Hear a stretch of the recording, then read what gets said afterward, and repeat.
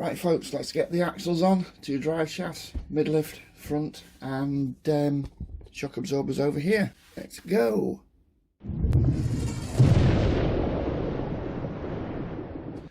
So right then, some great comments on the last couple of videos regarding steering, play, etc. So I'm going to build up the front axle first, then the mid-lift, then the others. I have already done that modification that I usually do on mine, which is just channel out that piece here. I'll show you that closer when I've built them up. Right, shock absorbers first, so let's get them done.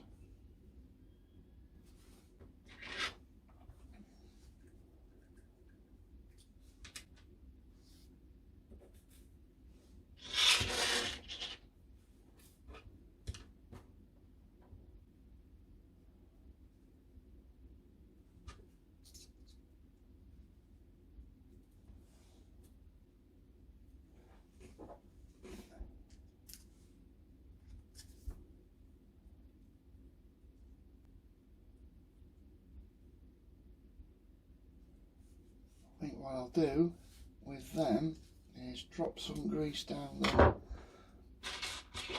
first, because these O-rings do have quite a good seal in them. And you'll have to excuse my voice because I haven't been very well.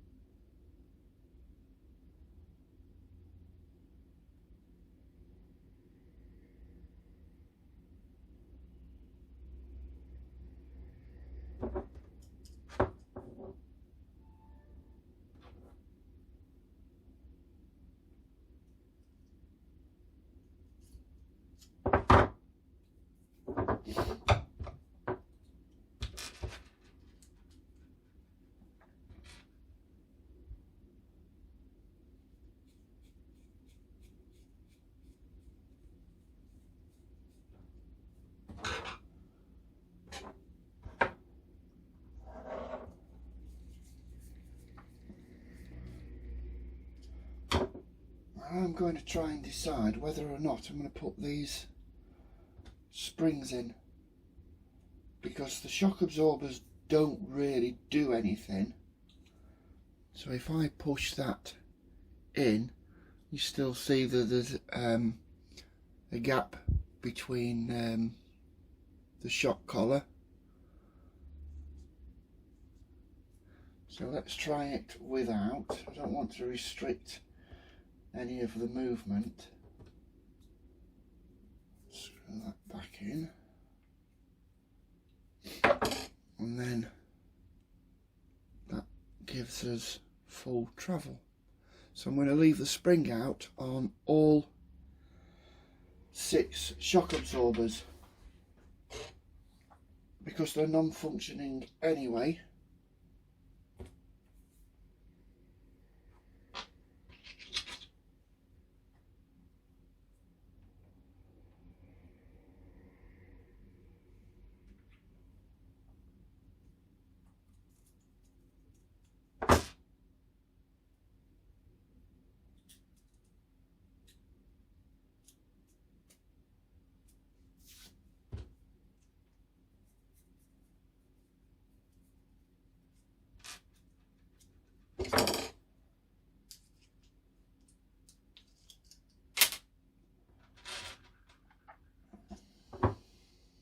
Remember to put the O-ring in.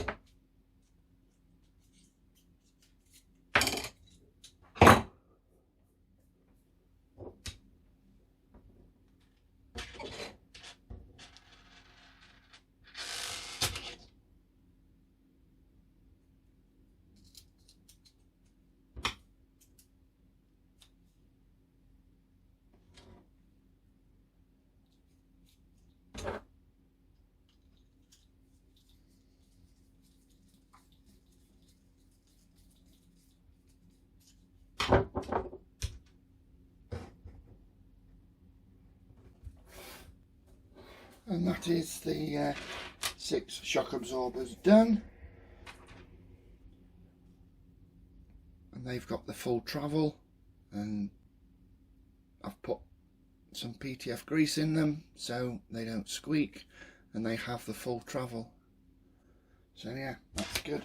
So the springs can go in my spare box. And let's get on to the front axle that has already had the filed out ends and the RC 4-wheel drive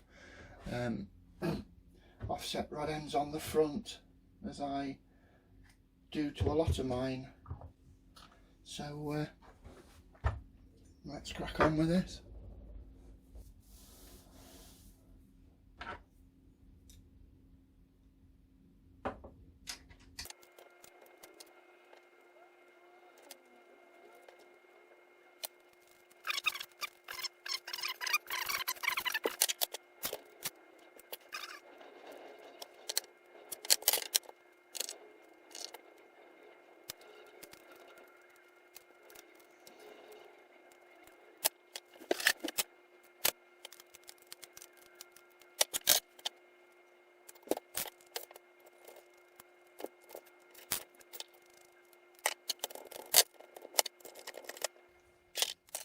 So that's the front axle done. That's just had the offset rod ends put in there, and part of this shock absorber bracket has been removed. Like I say, the shock absorbers aren't really that functional, so you know, I put a shim in there to make up for that 1mm loss. But that now gives us a lot more steering angle and very little playing it up to now. So each bit of play that you get in every joint amplifies as it goes down the line, which is why I eliminate part of that by putting the RC 4-wheel drive offset rod ends in the front axle to begin with. I'm not going to get into a discussion about the steering angles because it's not a real truck and it really doesn't make any difference. All my trucks that I have at the RC meets turn like a London taxi, right? So there's no real need to go into all the technical of how the inner wheel's supposed to turn more than the outer wheel. It doesn't matter, it's just a model and it works. So let's get on to building the mid-lift.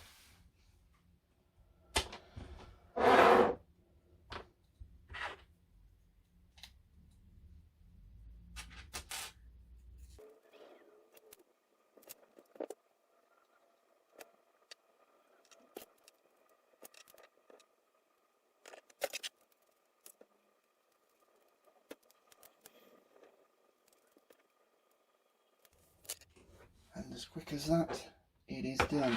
Again, all I've done with that is put straight M3 RC4WD rod ends on there with a bolt through them rather than the ball cut.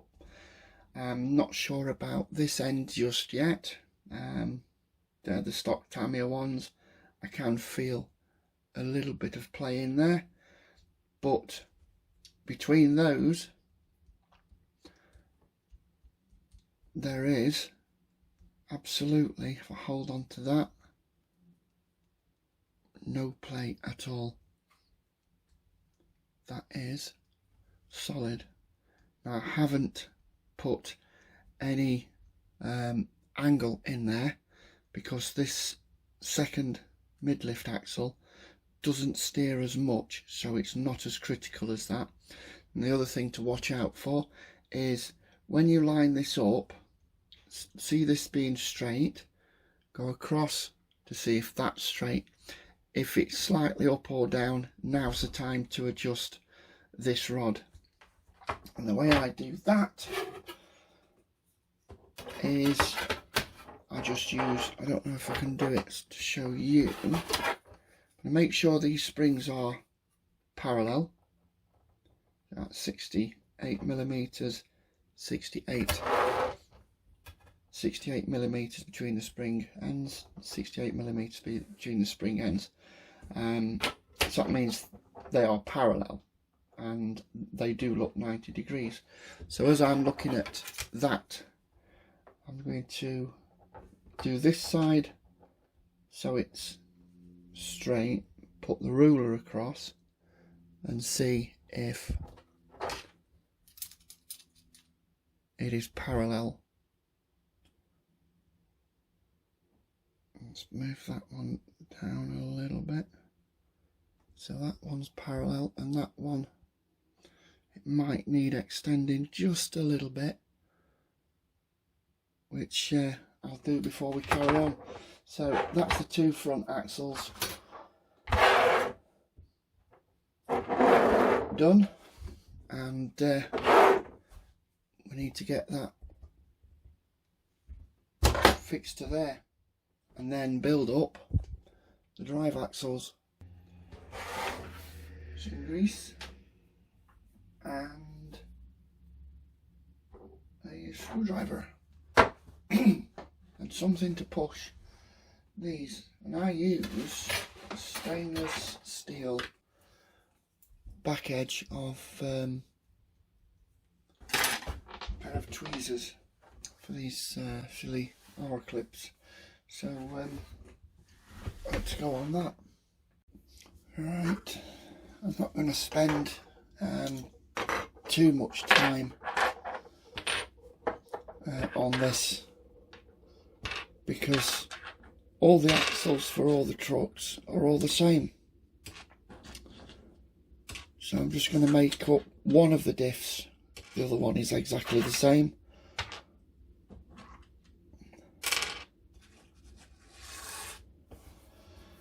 And yeah, I'll show you that pretty quick. I'm not going to be scared of using a lot of grease on this, because I'm going to pack it in really well.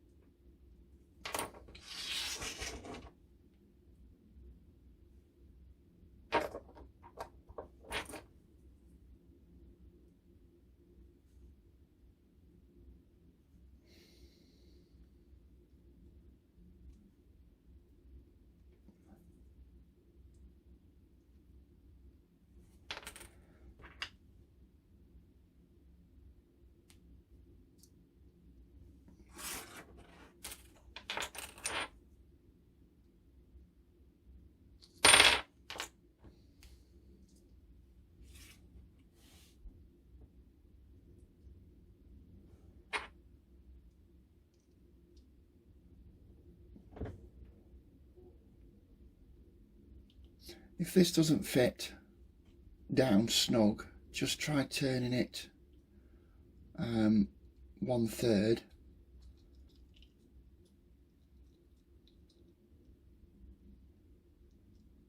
and that fits just straight on. Doesn't matter about it squishing out.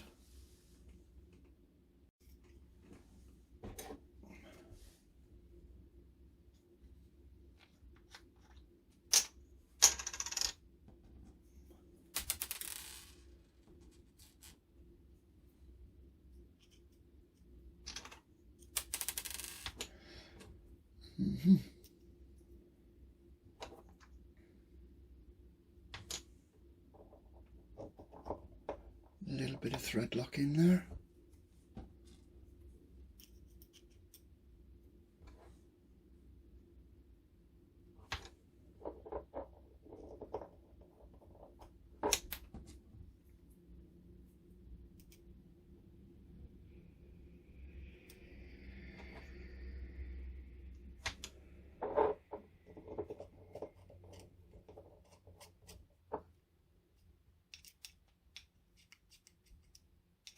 And we do that twice for the front and rear axle, front and rear drive axles. That is not the front. Just nip those up. No, have to dog them up really tight.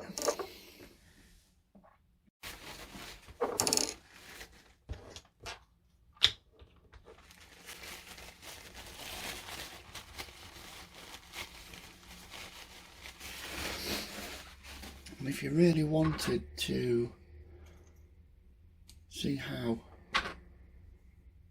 they were, just put the drive shafts in, and that feels as smooth as silk. So just like that now. Because now we get onto the axle casings. Let me pull you back a little bit.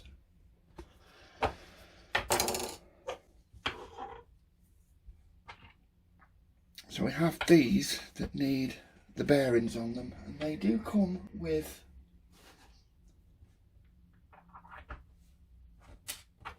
the kit, which I was rather impressed with. And that sits on there just so you can get to that groove for the E-clip. No need to put grease on this, as it shows you in the instructions, because we're using bearings.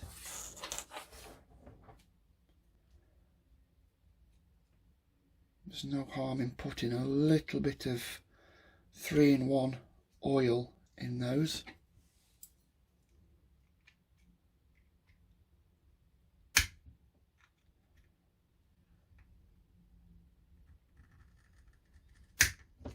There we go. And that spins really good. So I'm just going to put some grease in there. And because this is the straight through drive axle, there is one of these in each end. Just push that in. Push that in.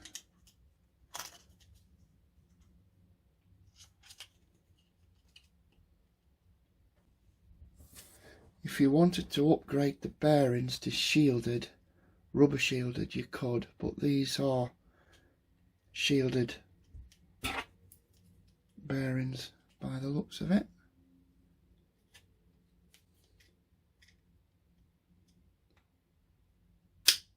There we go. That's another one on. So, don't be scared of putting lots of grease in there. I know I'm using one tube, but I have quite a lot of grease to hand.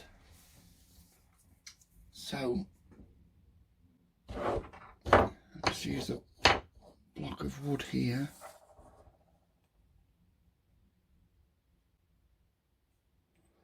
To get that one first.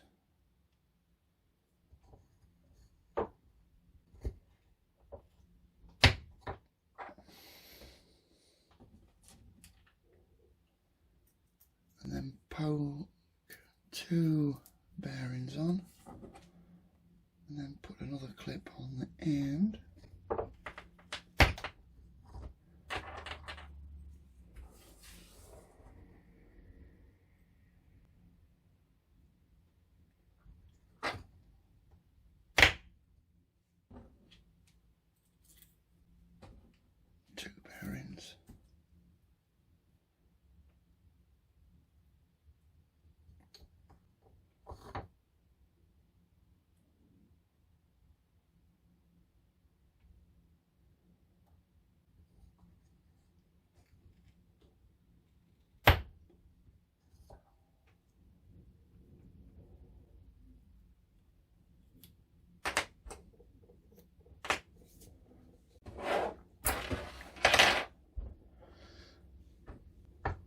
And a thing to remember with this one's got a pin coming out of it, and they fit in together like that, but only after you've put them through the diff like that, and the pin goes through the flat side, not the conical end.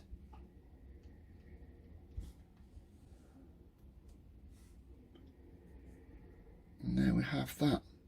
And then spread the bearings out, and that should just fit in there like that. And the other side will just fit on top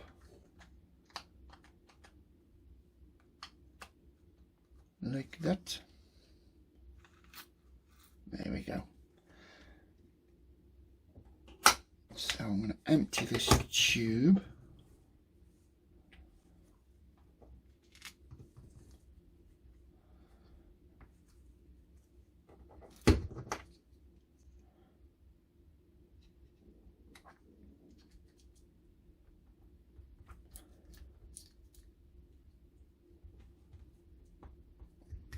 And that's that.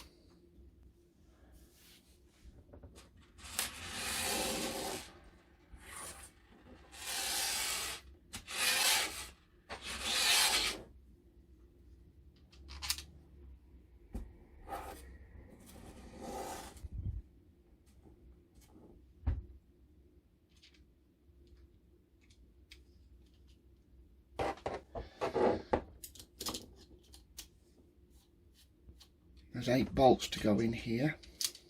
I've never used a power driver because, one, my hands aren't broken knackered, so I don't need to, and I get a feel of how much tension is on them. Never been a fan of power screwdrivers. Really not necessary on these things, but I understand that some people do use power drivers because their hands don't work very well, and I know a couple of people that have got broken hands. Oh well,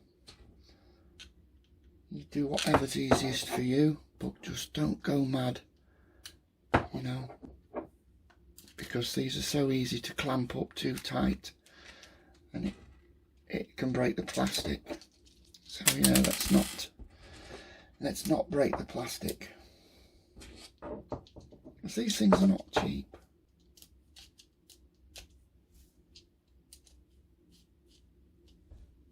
I'm only doing them finger tight for now.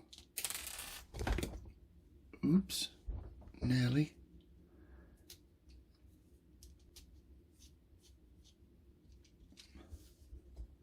Get that back down here.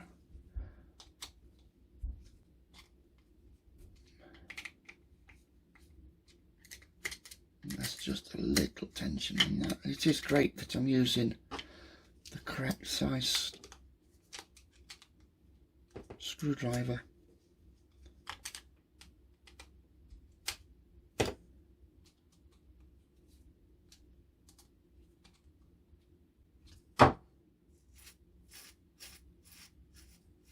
That is as smooth as silk. There's no cogging and notchiness in it. Yeah, good with that one. Right, let's get the second axle built up.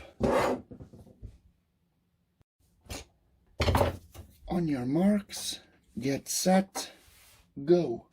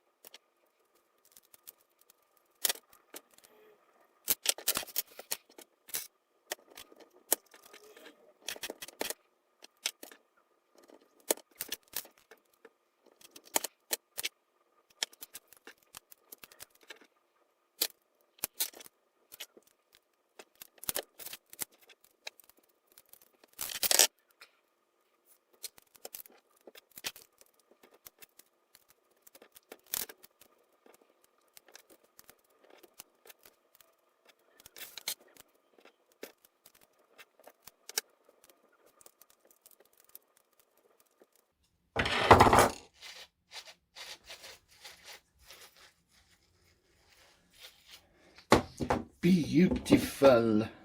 So that's that, and that's that.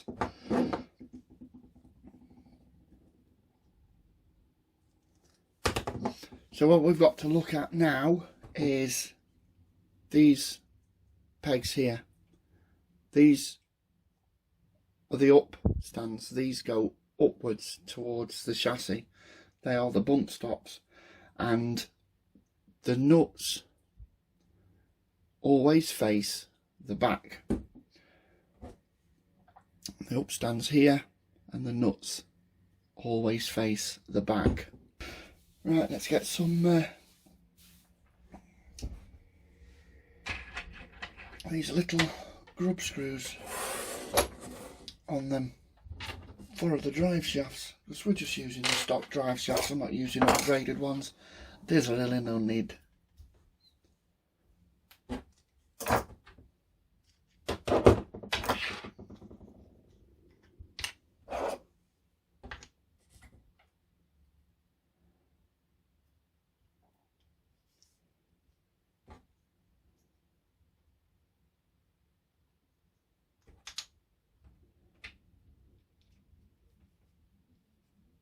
So what I'm going to do with these, I'm just going to show you that I'm going to screw that in just so the head, let me get that in focus, just so the head comes through, and then get that onto the flat part of the axle.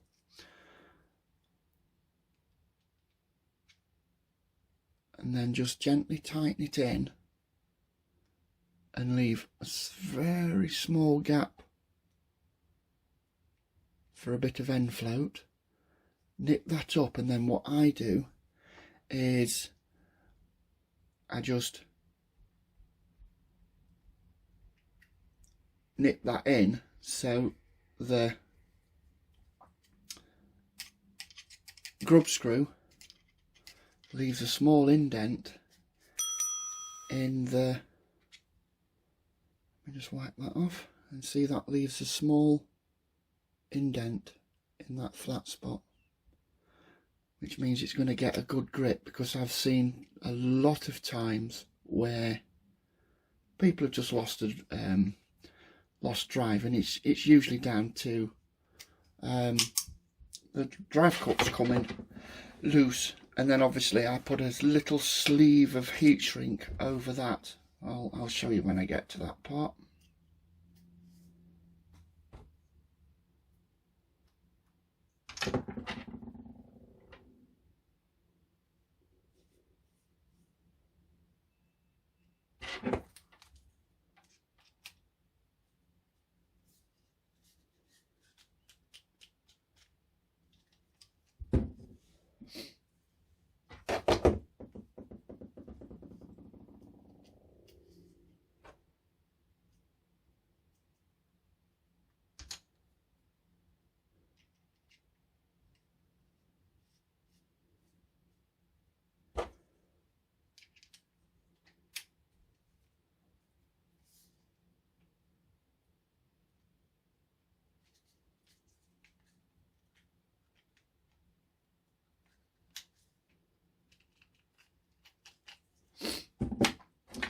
So that's the drive axles done. Now all the other hardware that's left over here and up here is to actually fix them to this. So that's going to be the next part. Time to get these springs on and done. So let me fix that together.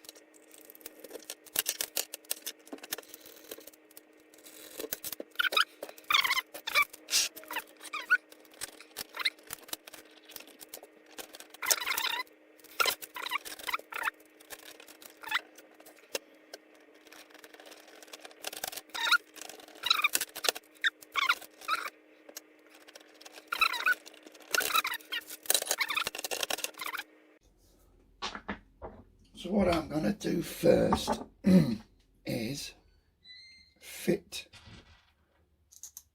these radius arms on first,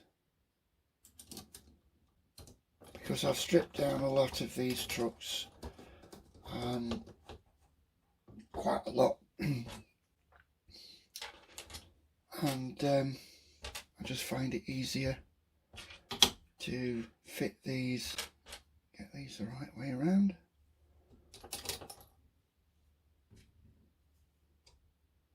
To fit these on first before the axles, I'm not having to work around the axles.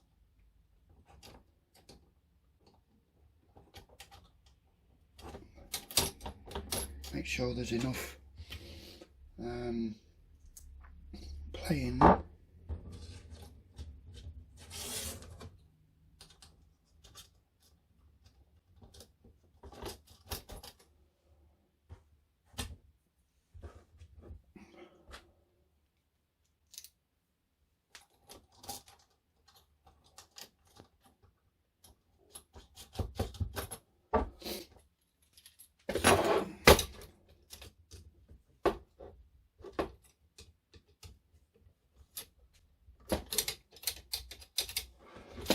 So we've got free movement in all of those. Let's get all this. Let's get this mess down here. Make sure that the two bump stops face down towards the chassis and the nuts face towards the rear.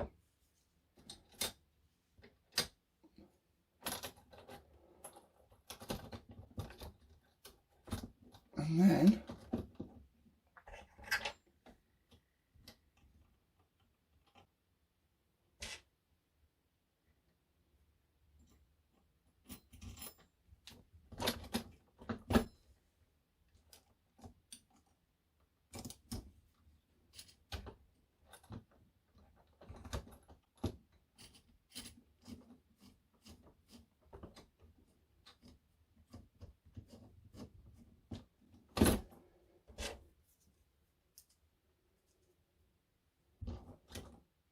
where's my thread lock? Definitely need thread lock in these. I've just remembered, because they are very susceptible to coming out if they're not tightened, if they haven't got thread lock on them. So I'll just whisk that one out.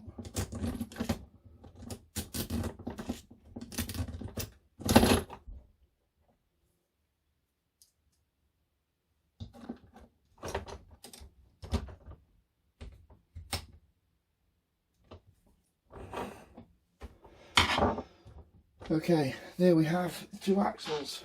I'm just going to get some heat shrink if I have some available. So I have some heat shrink that I will cut to size, which will be just bigger than the drive cups.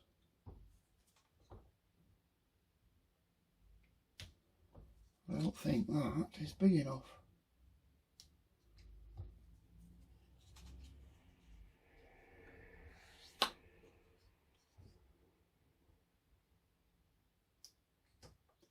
It will be big enough, but I'm just going to cut that just a little bit longer than the drive cup.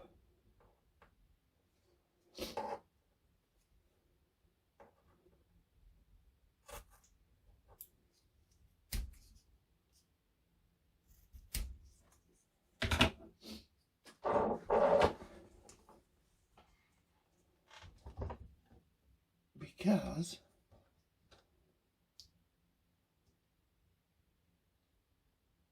that's going to hold in the grub screw, which is already tightened. Push that all the way into the axle casing. I've done this on a lot of cars over the past. It just, if the grub screw backs out, then you're not going to lose that grub screw.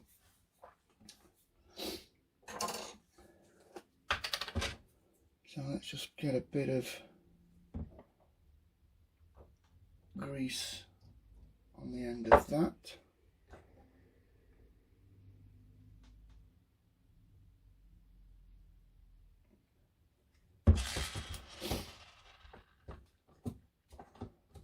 And then that fits in. Get it in that one first. And then that can go in.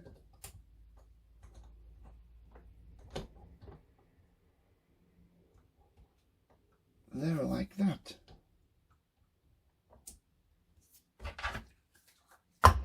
Super duper.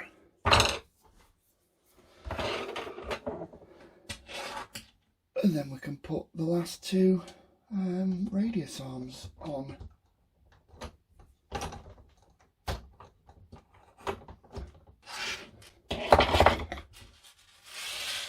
So I need to put the shock absorbers on next, but before we do that, I'm just going to get my heat gun, whatever it may be, and as you can see, just inside there,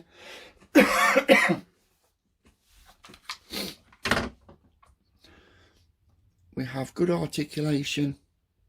We have the grub screws that are protected if should they come out.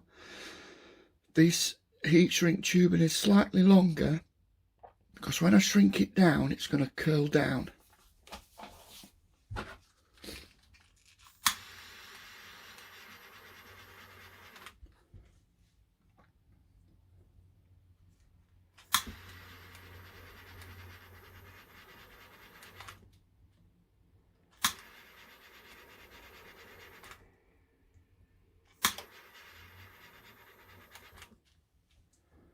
And that is now completely protected. You can get aftermarket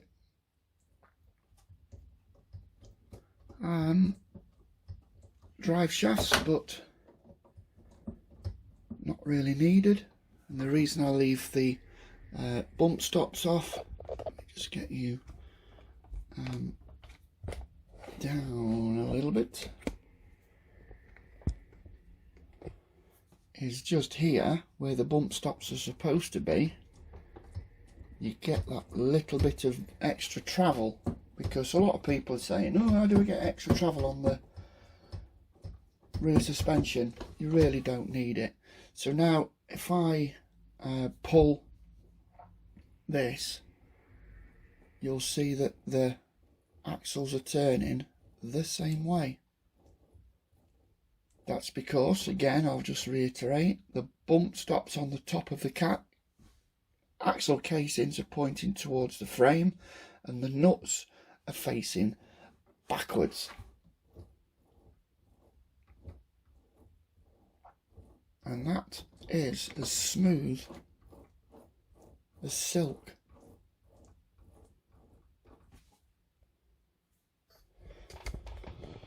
And now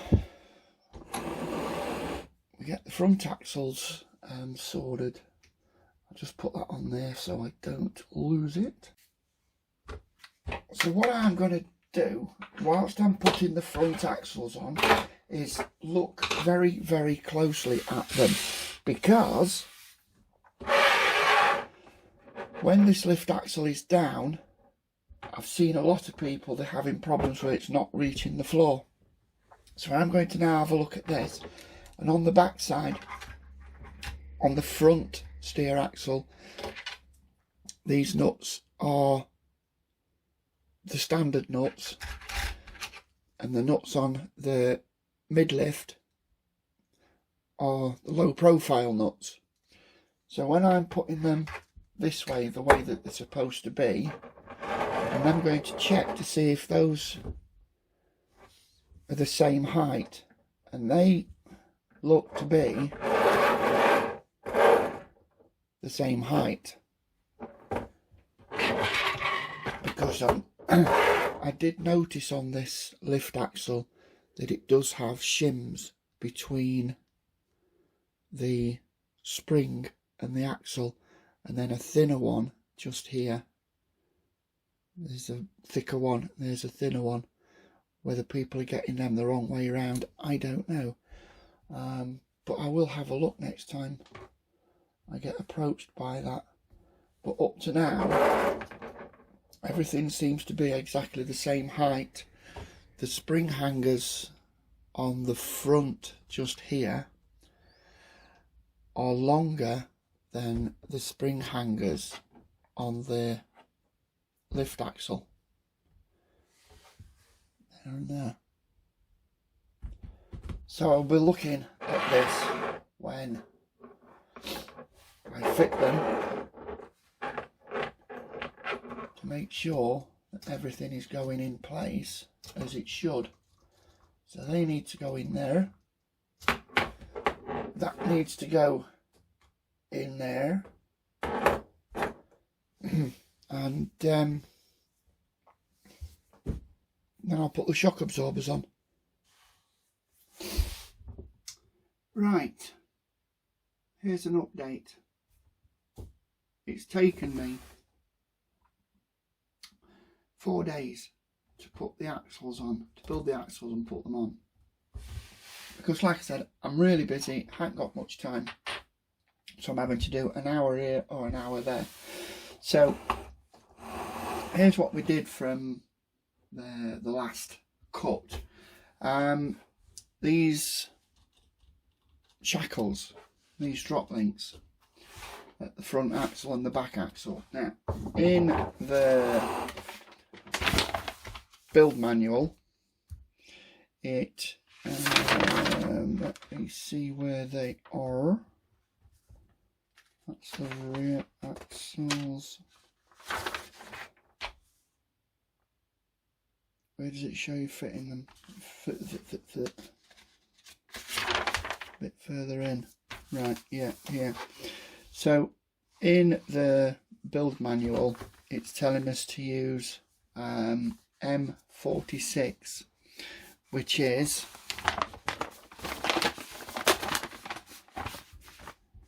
this one here, right? And it says shackle short M46. So the short ones are now on the front, and when it comes to building the front hangers,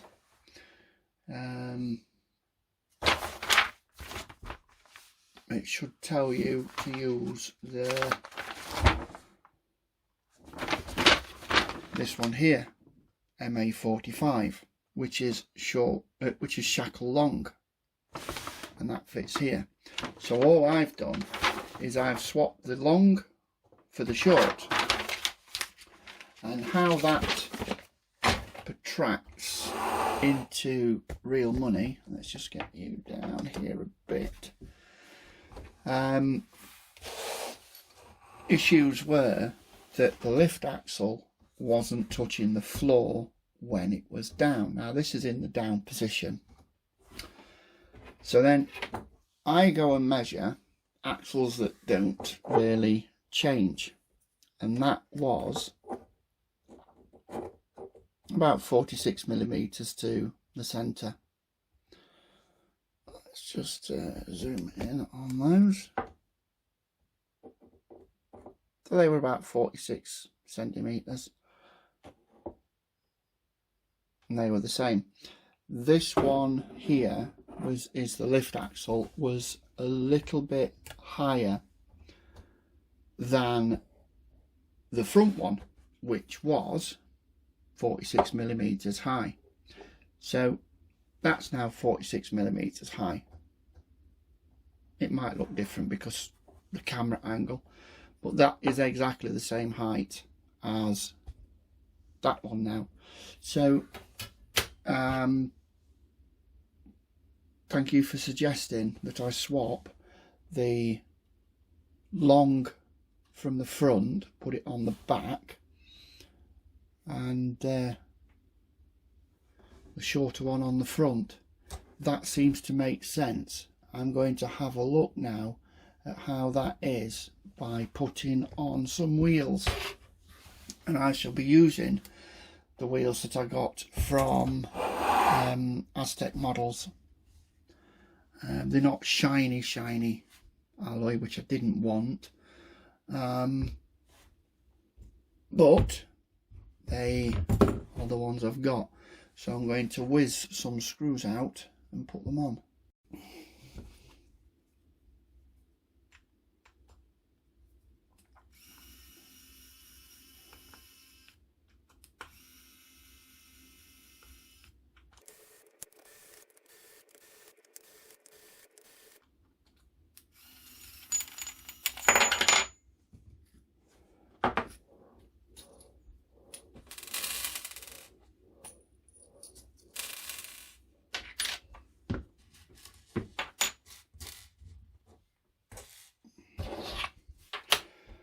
So of course I am not putting all the screws in because there's too many of them.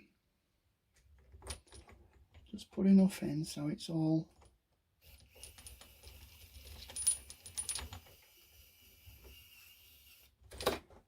square. I do like these wheels, very nice wheels.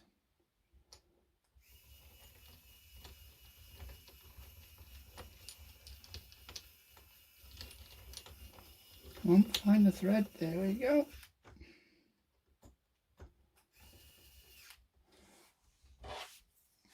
And this little thing has torque settings. I don't really like power screwdrivers, but this thing has torque settings. So if I press this button, nothing happens. But if you move the screwdriver,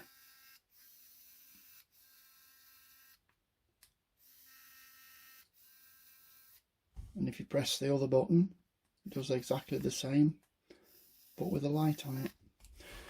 It's handy. Right, let's get this thing off the axle stands.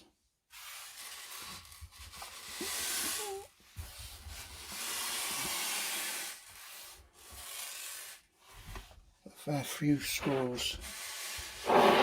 So put them to one side.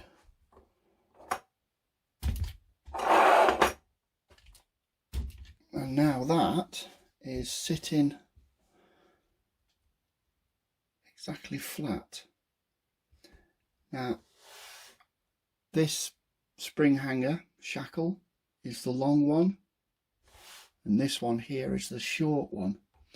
So let's see how that is sitting. I'm going to measure how far it is to the underside of the chassis rail. That is in metric 64 millimeters, which is around 2.5 inches almost precisely to the underside of the chassis. And on the back, let's have a measure to that. That is 66 millimeters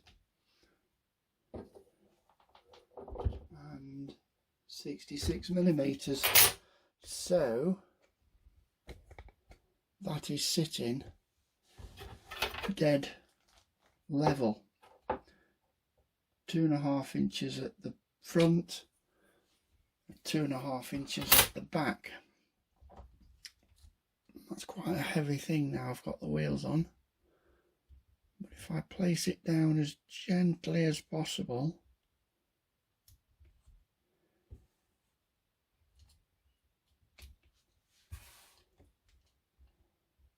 that middle axle does sit down first, so there is definitely weight on that. But yeah, I am happy with that.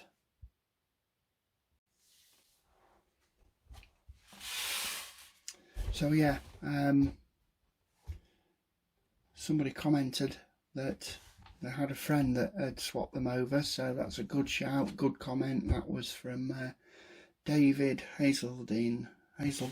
Sorry, I butchered your name there, but yeah, bloody good shout that. That's worked absolutely perfectly, and that's looking very nice indeed, and that is running as smooth as silk. And testing it after I've fitted it is the only way you can get an actual true test. It's pointless testing it, you know, when it's not assembled, you know what I mean? So yeah, that's good, but that is as smooth as silk. I'm not going to take the wheels off for now. I'm going to try and work around them. If I do need to take them off, which I probably will do to fit the fenders, then it's only just one nut in there. But that is about it. So I'm going to stick that up on jacks. I'm going to get my truck stand that I bought from KK Truck Store and get it sat up on that, because that's a lot more sturdy than these mini axle stands. I think they're called chubby axle stands. I got them off eBay. They are made by RC4WD again. Chubby jack stand. It's just something I use just to put it up. So yeah, absolutely happy with how this has gone. So if you have any comments, ideas, suggestions or whatever, do leave them in a comment, because I do read them and I take everything on board, because this is the first 6x4 8x4 that I've built. I'm rather happy with that, and happy with the way the steering is working. So yeah, very happy indeed. So give it a like, give it a thumbs up, share it, comment, do whatever you want. It's here to help you, give you a better idea. The next video is going to be the transmission. I have covered this in a King Hauler build. I've covered it in a European truck build, but that, when it is finished, let me just bring you back a little bit. Let me just put the cab that I had painted on that, and we'll just see how that's going to look when it's got a cab on it. Yeah, pretty happy with that. So thank you for watching.